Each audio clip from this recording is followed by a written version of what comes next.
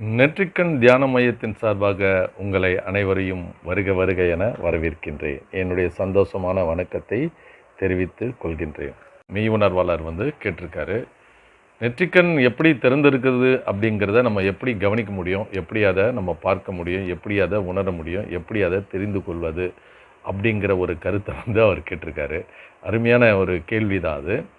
இந்த கேள்விக்கு ஒரு முக்கியமான பதில் அப்படின்னு சொன்னால், நெற்றிக்கண் எல்லாருக்கும் தான் திறந்திருக்கு.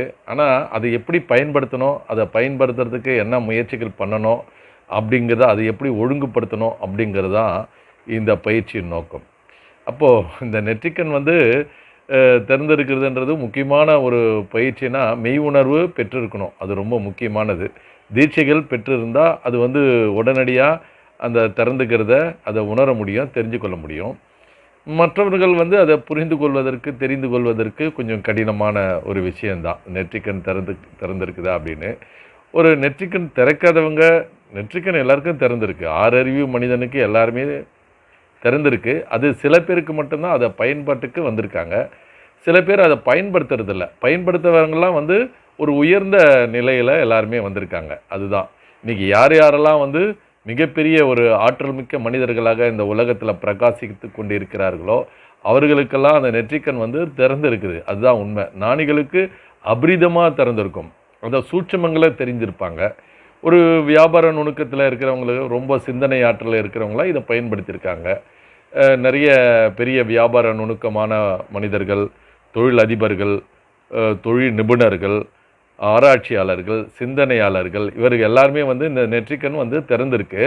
அதை அவங்களுக்கு தெரியாமையே அதை கவனிச்சிட்டு இருக்காங்க. அதான் உண்மை. அதிகமாக பயன்படுத்துகிறாங்க.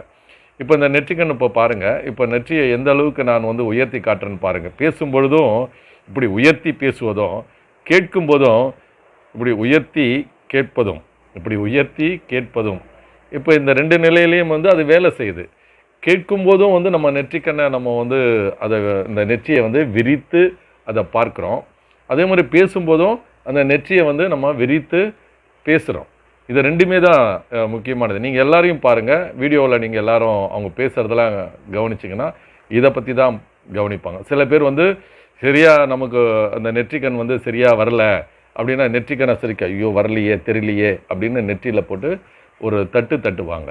சில பேர் முடியாத சூழ்நிலைகளில் தனக்கு மிகப்பெரிய துன்பங்கள் நிகழ்ந்துடுச்சு, நம்மளால் அதை ஒன்றுமே பண்ண முடியல, கஷ்டமாக இருக்குது, தாங்கிக்க முடியலனா தலையில் டக்கு டக்குன்னு அடிச்சுப்பாங்க. இதுதான் உண்மை. இது எல்லோரும் நீங்கள் பார்ப்பீங்க. இந்த நெற்றிக்கண்ணை வச்சு தான் ஒரு மனிதனுடைய முக்கியமான செயல் திறன்கள் அனைத்துமே இயங்குது. இந்த பிட்யூட்டரி கிளான்ஸ் வேலை செய்கிறதுனால தான் அனைத்து செயல்பாடுகளும் இங்கே நமக்கு ஏற்படுது. இதை தான் நம்ம புரிஞ்சுக்கணும். அப்போ நெற்றிக்கண் திறக்கிறதுங்கிறது இது. சில பேர் பொட்டு வச்சு அந்த வாசனைகளை, திருநீரை வச்சு வாசனைகளை அங்கே உணர்வாங்க. சில பேர் சாப்பிட்ற உணவுகளை கூட கையில் உணவுகள் எடுத்து அப்படி குனிஞ்சி அப்படி நெற்றி கொடுத்து சாப்பிடுவாங்க. நீங்கள் கவனிச்சிருப்பீங்க. பழங்கால அந்த உணவுக்கு கூட அந்த மரியாதை கொடுப்பாங்க.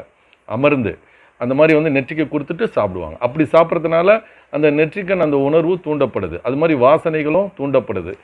அதே மாதிரி சத்தங்கள், எல்லா சத்தங்களும் மெய் உணர்வாளர்கள் சில பயிற்சி முறைகள் கொடுக்கும்போது அந்த மெய் உணர்வோடு சேர்ந்து இந்த சத்தங்களை நம்ம உணர்றதுனால அங்கே டக் டக் டக் டக்னு ஒரு சத்தத்தை நம்ம கேட்குறோன்னா அதுக்கு இடைப்பட்ட ஒரு சத்தம் ஒன்று இருக்குது. அதை நம்ம கவனிக்கிறது இல்லை. நம்ம டக் டக்குன்னு சத்தத்தை நம்ம கேட்குறோம்.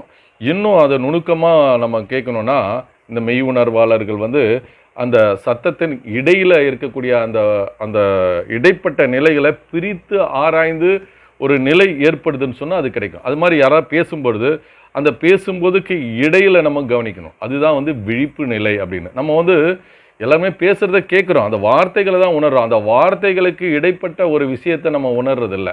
நம்ம கடிகாரமே, நம்ம வீட்டில் கடிகாரம் இருக்குது, அந்த கடிகார சத்தத்தை கூட நம்ம கவனிக்கிறது இல்லை. நமக்கு தெரியல. நுட்பமான சத்தங்கள் எல்லாம் நம்ம கவனிக்காமையே நம்ம விட்டுடுறோம். அந்த அந்த கடிகாரத்தை பார்த்தீங்கன்னா எல்லா கடிகாரமும் நம்ம வீட்டில் இருக்கோம்.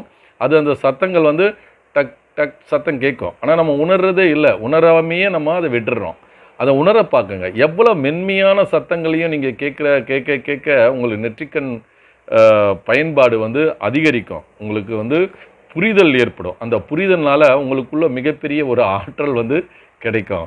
இதை வந்து நீங்கள் பயன்படுத்த கற்றுக்கணும். எந்த துறையில் இருந்தாலும் அந்த துறையில் இருக்கவங்க இதை பயன்பாட்டுக்கு நம்ம வரும்பொழுது அதை நம்ம உணரலாம். அதனால் இதை வந்து தொடுதல் உணர்வு மூலியமாகவும், பார்வை மூலமாகவும், சத்தங்கள் மூலமாகவும், வாசனை மூலமாகவும், சுவை மூலமாக இந்த 6 அறிவு நிலையில் இருக்கக்கூடிய அந்த அறிவு நிலையை நம்ம இந்த மெய் உணர்வோடு இருந்து நம்ம கவனிக்கும்போது அந்த தூண்டுதல் வந்து நமக்கு அந்த மெய் உணர்வு நமக்கு கிடைக்கும்.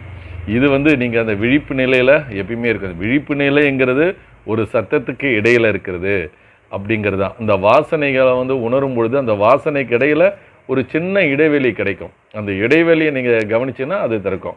இன்னும் ஒரு சூட்சமமாக உங்களுக்கு ஒரு விஷயம் சொல்லணும்னா, இந்த தியானம் செய்யும் மெய் உணர்வாளர்கள்லாம் அனைவருமே வந்து நீங்கள் பண்ணும் பொழுது இந்த 2 கண்களையும் கீழ் நோக்கி மூக்கு நுனியை பார்க்கும்போது உங்களுக்கு வந்து அந்த நெற்றியில் வந்து ஒரு சிறு இடைவெளி கிடைக்கும். அங்கே தான் அந்த அந்த உணர்வு அங்கே தோன்றுது. அப்போ அங்கே உணர்வு தோன்றும் போது அந்த இடைவெளி கிடைக்கிற இடத்துல தான் வந்து நமக்கு அந்த நெற்றிக்கண் வந்து விழிப்பு ஏற்படுது. அது வந்து சின்ன ஒரு ஜவ்வு போல் இருக்குது, அந்த நெற்றியில் இருக்குது. அதை வந்து நம்ம வந்து உணர்வாளர்கள் நல்லா புரிந்து கொண்டோன்னா அந்த உணர்வுகளை நம்ம கவனிச்சுக்கலாம். எப்பொழுதெல்லாம் நமக்கு மெய் உணர்வு நமக்கு வருதோ அப்போதெல்லாம் வந்து நமக்கு நெற்றிக்கண் திறந்திருக்கிறது அப்படிங்கிறது தான் இது முக்கியமானது. ஒரு சின்ன ஒரு கதைகளை கூட சொல்கிறேன். ஒருத்தவங்க வந்து தீட்சை எடுத்துக்கிறதுக்காக என்கிட்ட உங்களுக்கு நெற்றிக்கண் திறந்துருச்சா அப்படின்னு அவங்க என்னை கேட்டாங்க. நான் சொன்னேன், நெற்றிக்கண் வந்து திறக்காத நான் உங்களுக்கு எப்படி நான் உங்களுக்கு சொல்ல முடியும்? அப்படின்னா நான் என்ன ட்ரெஸ் போட்டுட்ருக்கேன் அது உங்களால் சொல்ல முடியுமான்னு கேட்டாங்க. இதெல்லாம் வந்து ஒரு மூட நம்பிக்கையான ஒரு விஷயங்கள். நம்ம என்ன புற தேவைகளையோ புற விஷயங்களையோ வந்து நம்ம மெய் உணர்வோடு உணர்றதுக்காக இல்லை. இது வந்து அக விஷயங்களை உணர்றதுக்காக தான் இருக்குது. இந்த மாதிரி மூட நம்பிக்கையோட மூட சிந்தனைகளோடு இருக்கிறவங்கலாம் வந்து எங்கேயோ ஏமாந்து இதையே நம்பி ஏமாத்துறவங்களும் உண்டு, ஏமாறுறவங்களும் உண்டு. இந்த மாதிரிலாம் ஏமாறாதீங்க. நீங்கள் புறப்பொருளை வந்து இங்கே இந்த நெற்றிக்கண் வழியாக தேட முடியாது. அதனால் அகக்கண் வழியாக தான் நம்ம வந்து தேடும் பொழுது உங்களுக்கு உயர்ந்த சிந்தனைகளும் உயர்ந்த விஷயங்களுமே தான் இது வழியாக கிடைக்கும். புறப்பொருளை இதை நினைக்காதீங்க. ஏற்படும், இதெல்லாம் சித்துக்கள்லாம் ஏற்படும். இந்த சித்துக்களில் நம்ம போகிறதுனால நிறைய விளைவுகளை நம்ம எதிர் விளைவுகளை சந்திக்க வேண்டியிருக்கும். அதனால் நீங்கள் அந்த மாதிரி ஒரு வழிமுறைக்கெல்லாம் நீங்கள் போகாதீங்க. இந்த நெற்றிக்கண் எல்லாருக்குமே திறந்திருக்கு. இதை பயன்படுத்திக்குங்க அப்படின்னு தான் சொல்கிறேன். பயன்படுத்திக்கிறதுக்கு முறையான தீட்சைகளை எடுத்துக்குங்க. தீட்சைகள் எடுத்து உங்களுடைய மிகப்பெரிய பலன்களை நீங்கள் அனுபவிக்கலாம். சந்தோஷம், சந்தோஷம், சந்தோஷம்.